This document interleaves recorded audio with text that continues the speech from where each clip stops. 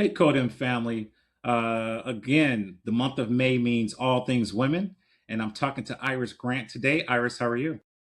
I'm good. I'm good. How are you today? Thank you for having Good, me. good. Iris is a good friend, and Iris works in a very unique space. Iris, tell everybody what you do. So, I am in what we call in the nonprofit sector strategic philanthropy. And so, we build ecosystems and strategy for philanthropists, for corporations, and most importantly, for nonprofits, and how we can collaborate together and do great work. That's amazing. Now, can you go into a little bit of detail when you say ecosystem? Because I think that word is heavy. Can you just give us a couple bullet points of what that means for a nonprofit? Yes, ecosystem. So it's not unlike any other industry in Okay. terms of collaboration, right? Coalitions, alignment.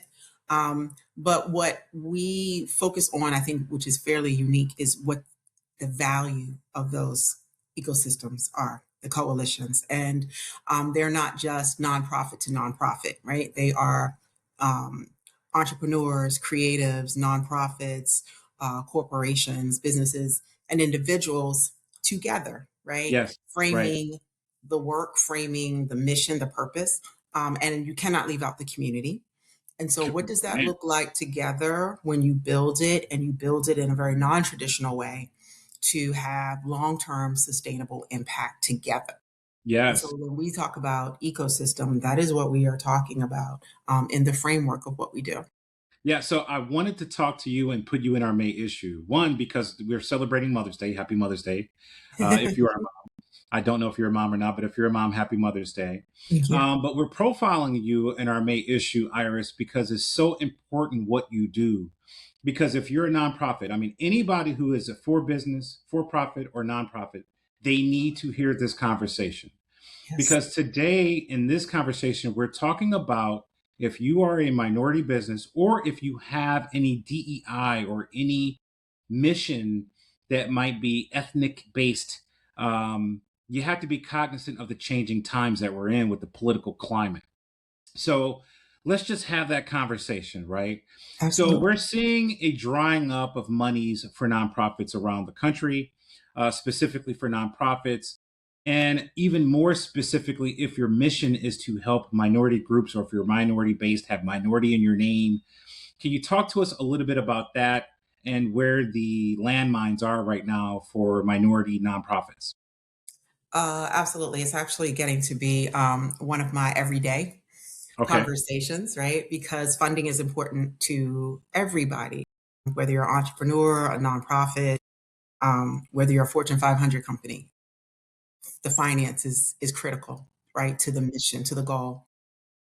And what we begin to see is that with a lot of grant funding, a lot of policy making, there's a shifting in the funding. And so initially we were all saying, oh my goodness, the funding is drying up, right? And that's true on some perspectives that some funding has gone away and it's just not going to return, right? That's across the board for industries. But what we are seeing is that some of the funding actually is being, as we talked about words and words matter. Some of the funding is being, flagged as, is it DEI? Is it gender centric? Oh, is it race centric in terms of the work? And then are you funding that? Right. So if DEI is no longer a thing, and your mission is about diversity, equity, and inclusion, whatever that means, right? It even could be disabilities. You have to really consider who your funding partners are and if indeed those partners are still funding. And so what we're seeing is sometimes some of the money is not going away, but it's being repositioned. It's being placed in other buckets or it's being distributed Reduced. differently, right? Yeah. Because of the Right. narrative of where we are today. And so you really have to look at that and a lot of nonprofit organizations are losing funding, have been losing funding because of that, right? Or are experiencing a shifting in the Now, are you financial. saying that nonprofits are being given directives to change their mission in order to receive the same number, or are they just getting less than what they used to get with no explanation? There's both. There's There's both. both, Okay. right? Because if people will remember at the turn of the current administration that we have, there were watchwords, right? We lost the federal alignment to DEI for diversity, equity, and inclusion. A lot of corporations got rid of those departments completely. Okay. Some didn't want it to start with, just being honest, didn't want it to start with, but it checked the box, right?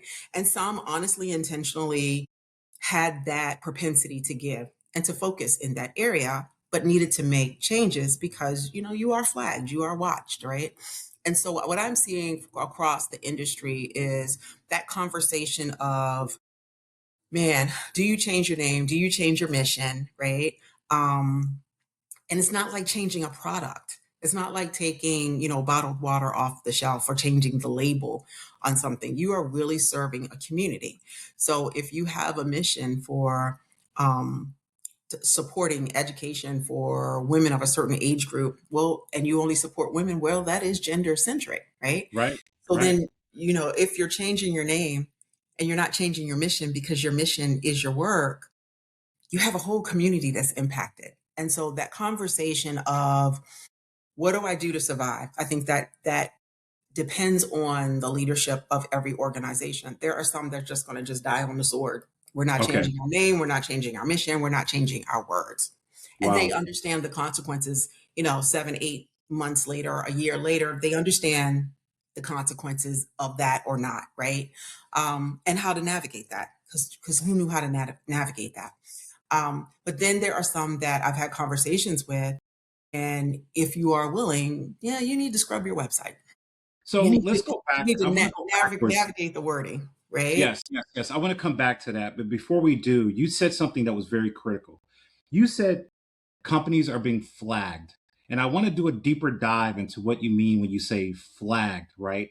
Because when you and I talked the other day, we talked about where flagging comes from. And I need people on this who are listening to this podcast to really understand when you say flag, where is it coming from and what is the impact of being flagged? Absolutely. So, I would have said 10 years ago, if you said flagged, I would have said, oh, it's coming from a specific group, Okay. right? Flag now could be coming from anywhere. It could be coming from the administration because there are certain executive orders that some things were asked of industry and then some things were executive ordered, right? Okay. So there's a flag. You are not in compliance with the United States government or with the state or with the city, right? Right. By Right. which where you reside and operate. Um, it also could be from your funders, whether they're corporate, whether they're private sector, whether they're state or federal. They may decide that, okay, here's an executive order, or here's a message that is no longer succinct with what we believe, or where we're moving to, or where we see our future of our organization going. Therefore, the funding no longer requires you to have these words or says you cannot have these words or these focuses. And as everybody is adjusting, that's what is paramount about this moment that we're in, And right? you And know what scares me is that it's not the local nonprofit that's being impacted. It's the person that used to fund the local nonprofit, right? it's So everybody. it's It's everybody. everybody. It's It's at the the very top. individual. It's the Yes. company. It's the employee. It's the volunteer base. It's the nonprofit itself. And it is the community by which it has been labeled that, right? Whether that's a correct labeling of how the community identifies or not, everybody is flagged. And so you've got to know your audience. You've got to know who's supporting you, who's not. You've got to really have leadership come together and talk about what does this mean, and then make that decision, because it's not just coming, 10 years ago, it might have come from one angle. It's coming from every angle. And how do you navigate that, right? How do you? How do you? How do you know? And you can't have all those conversations with every single person and every entity that you're connected to. And you can't always make the right to choice because we are human, right? Yeah. All right. How do you do that? So Iris, people don't know you're a superstar in your own right. So tell everybody the name of your company. I know you deal with, companies from 10 million up to $100 million. So the name of your company, How many people on your team? Um, and just give us a little insight into who you are. So the name of my company is called the Genesi Group. Okay. And Genesi is a Italian word that means it's derivative of the phoenix bird. You know how the Okay. story of the phoenix it Poignant. I love burns it. and then Okay. so that's what we do. We don't tear anybody down. We help them restructure and become better at what they are. And so there are at times there are five of us. Sometimes there's 12 of us because sometimes we have to pull in other experts to help and support. So we're a small but mighty operation, and we get a lot done. We get a lot done. You get a lot done, We get a lot Iris. done. We do. Yes.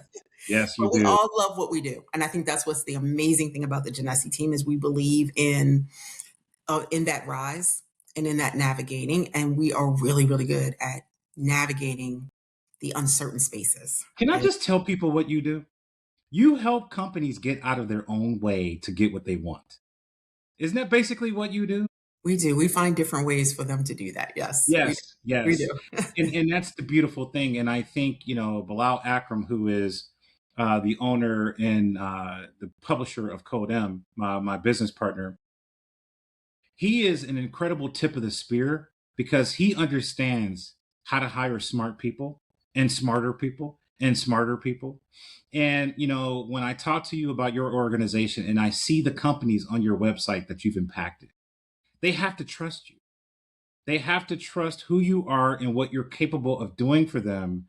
And then they have to have the confidence to get out of the way and let you come in and affect change. Yes. Can you tell me what kind of CEO has that mindset? Are you looking for a certain type? Do you notice it when you take a meeting with somebody? Yeah, that's that man. You want me to give away my little Come secret? on, I need to know. We give secrets. Yeah, yeah. Everybody that says they want to be innovative, Okay. they don't really mean it, I know. right? They Right. don't really mean it. And in innovation, I have found for some leaders is that they see something that someone else is doing and they kind of copy it and they reshape it, right? Okay. Or they say they want to be innovative. We need to change how we're doing it. But then when you come in with the change and they don't, change is unfamiliar, right? Yes, it And they is. see how much it It's really uncomfortable. requires to move. Yeah. I'm not so sure about that, and a lot of times that happens when you're dealing, especially for nonprofits, with you're dealing with boards, if you're dealing with foundations and you're dealing with boards, they've got to be ready for change. And Okay. if you think about your own life, your own personal individual life, a business is the same way, right? Change does not come without the navigation, the push, the shove. Yeah. And so you've got to be at that point where you're really ready that, like, you know what, all hands on deck. We're going to make this, we're going to move, we're going to change. And so the leaders that I've looked for and that I've become like really, really blessed to work with are those kinds of leaders. They're innovative. They may not know what the navigation is, but then that's when they call us Okay. and they trust us. And so we build that trust, we build that relationship because we have the track record. And Wow. so, sometimes you'll start doing something and you realize, wow, we've got to navigate within the navigation. We've got to Yes. pivot within the pivot. And it's the leaders that um, grab that and run with it and run with you on it and trust you and build it out because it's not just us doing it, right? It's a collaborative. It's together that we're going to impact and customize this change for the company or for the individual or the foundation. So we had talked a little bit about companies being able to survive the current political climate we're in by changing who they are and adjusting to the macro factors that impact them, right? When is it too late? When do you advise companies? I know like you probably can not foresee into the future, but I'm sure you look at trends and I'm sure you manage those trends with whoever you work with and you consult. So is there a point in which it's too late? When, because a lot of people are business owners who read and look at Code M. When do people need to take a look at their environment and then pivot if they have to? So you said something very key that I will start with. We never ask them to change who they are. Okay. Who you are is who you are. What you started, that's who you are, right? Okay. But changing your methodology, changing your approach, changing your partnership, changing maybe what the end game slightly is, in who you already are, that's key. And I don't think that's ever too late unless you are at a place where you just really need to shut down and start all over again. Right. And then still, that's a part of the phoenix, right? That's It never is a too part of the late, phoenix. right? It's a It part of the is. phoenix, right? Is Yes. you might be burning to ashes. I think it's too late when leadership doesn't see ahead Wow. and leadership isn't willing to change.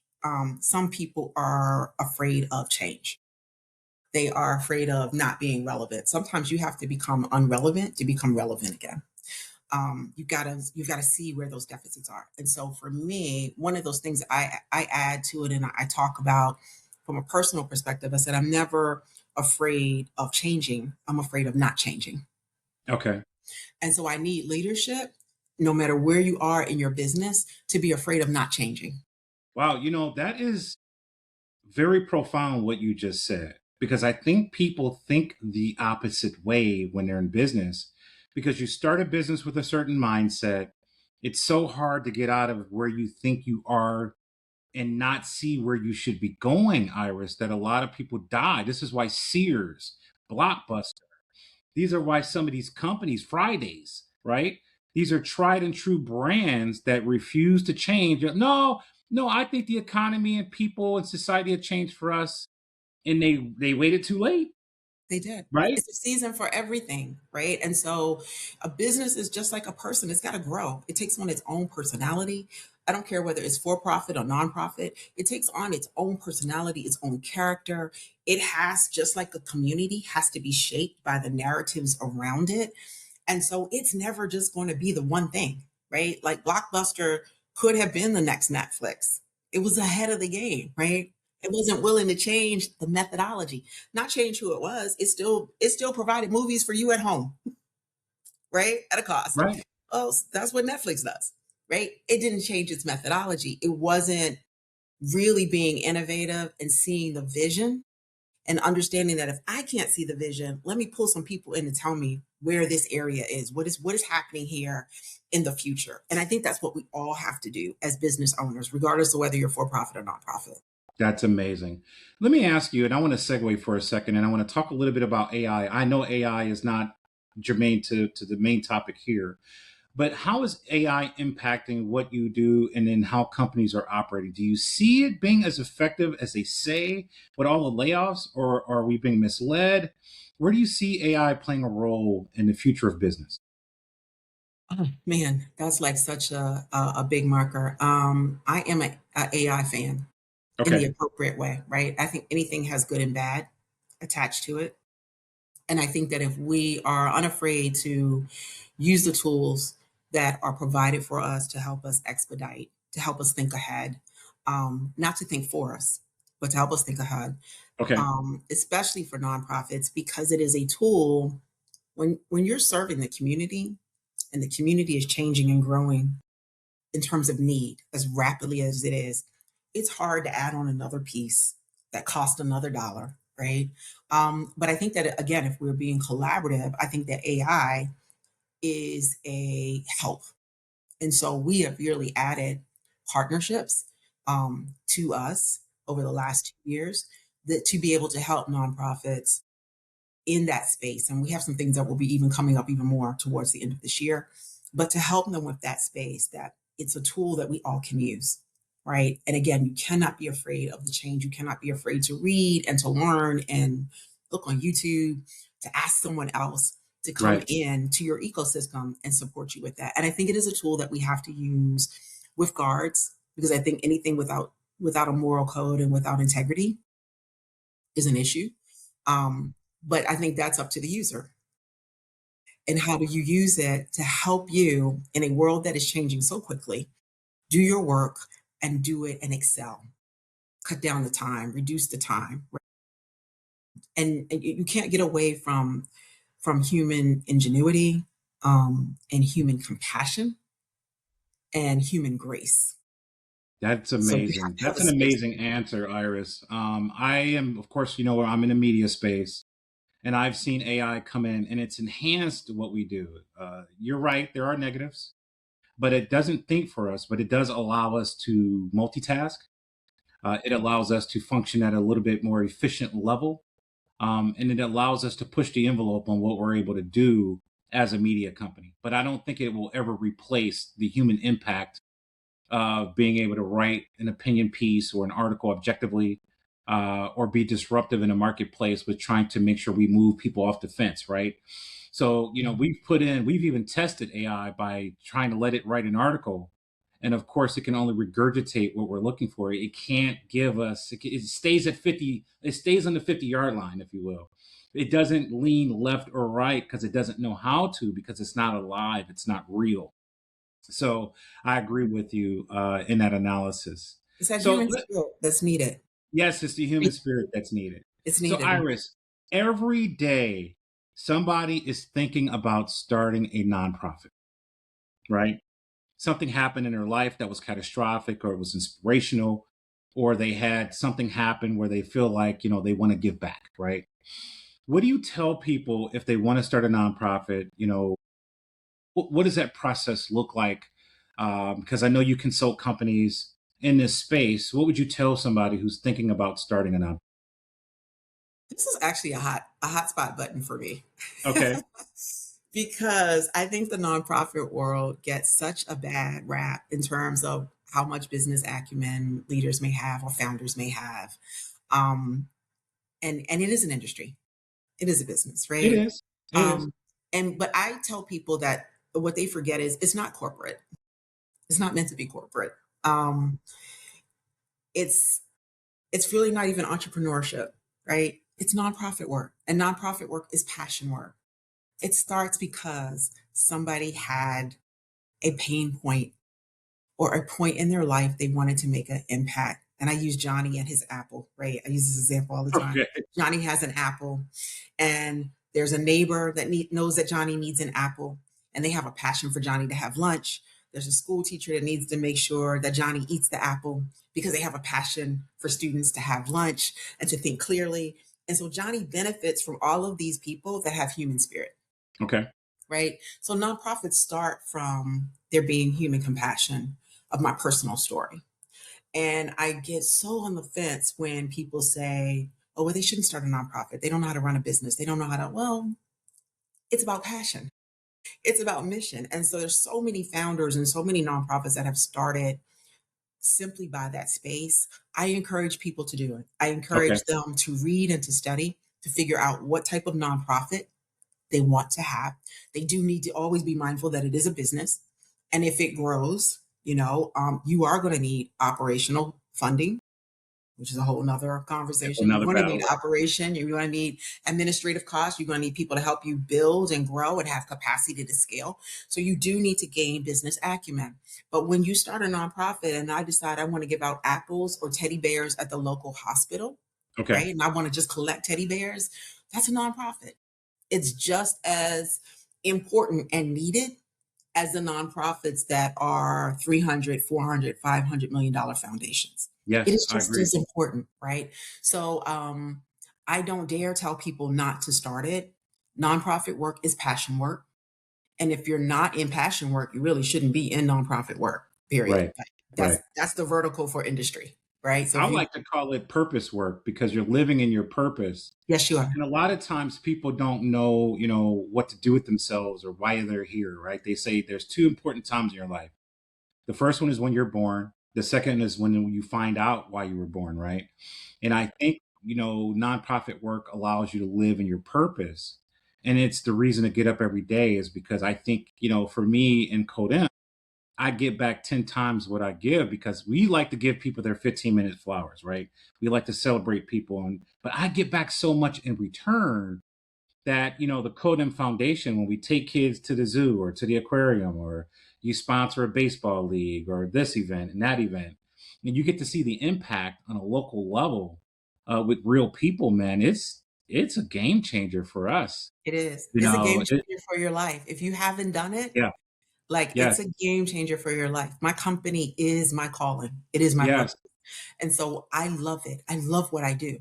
And I impact the industries and the companies and the nonprofits that love what they do, that want to change in the community, whatever that is, whether it's an apple, a teddy bear, whatever it is, right? And so Okay. you do have to find that space, right? You do have to find that purpose. And I think a lot of people are working 9 to 5s and it's just a 9 to 5. They really don't have a purpose. They really don't know what their purpose is.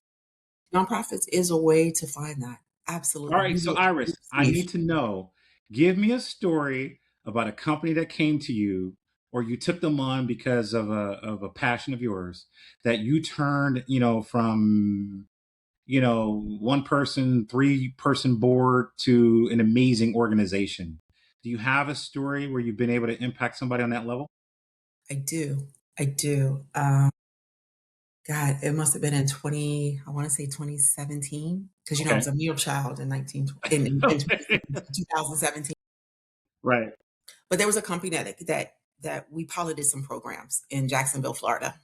Okay. There were several nonprofits that we kind of took under our wing, um, to kind of just work with, that were struggling with capacity. They had incredible vision. One in particular had incredible vision, and and she had a whole lot of loans in terms of grants, right? So, the grants don't have to be paid back, but by the time you do all the reporting and all the filing and all the there's a cost to it. Yes. And so she went through our program. And when I tell you, as a leader and a founder, she has such passion and such vision that she was the perfect candidate for some of the things that we wanted to pilot out. In her taking guidance, Okay. wanting innovation, and at that time, people were telling us, like, that's not how we do this. That's not how the industry is run. That's not how we do this. And I'd already been a fundraiser. I'm a trained fundraiser. I've been a fundraiser for years prior to that. But this nonprofit came through, and she literally was able to give grants back. Wow. Um, she gave the grants back. She is still in business today, Okay. with amazing partnerships, and generates revenue and income and long-term sustainability, and has not dropped the ball on the mission or the community that she serves. She's in financial literacy, and they're called Cash Kids. And so That's it's an amazing. amazing organization with incredible partnerships. And she decided that, the grants we teach that grants are very volatile. So you have to understand who the partners are and what you're doing with that. They're not all bad, but it may or may not work for your business model, right? And Wow. as you're trying to grow and build capacity. And she was like stellar. And so we were able to use her as a cornerstone for methodologies that we wanted to grow in ourselves, right? And things that we said work, that everybody said don't do it. It doesn't work. It works, right? But you have to want to change, and you got to want to do something new. And so Cash Kids was probably one of our first major success stories, that we knew that we were different. It gave it. We knew we'd hit our purpose. That is amazing, Iris. That's amazing. Well, I'm so happy to talk to you today. Proud of you. Keep on doing what you're doing. I'm just letting everybody know she's my personal advisor. When I have a nonprofit question, you're the one that I call. I'm just going to jealously let people know that I'm able to talk to you. And I really do appreciate you taking that phone call, calling me back when I call. I'm going to tell you, networking, having people like you in your life to just keep you on the train tracks and be able to, provide guidance and support and positivity. You are just getting it done, Iris. Thank you. So we congratulate you on being in our women's issue. We celebrate you, my friend, and look forward to talking to you and seeing you soon. And with that, we'll give you back the rest of your day. And by the way, you will be able to go to her website. We'll put the link in the bio of the body of the podcast. So if you want to reach out, learn more, or if you have questions, or if you just want to engage her to hire her as a consultant, that will be in the body of the podcast. So with that, I will say, thank you, Codem, for watching and enjoy the rest of your day. Thank you. All right.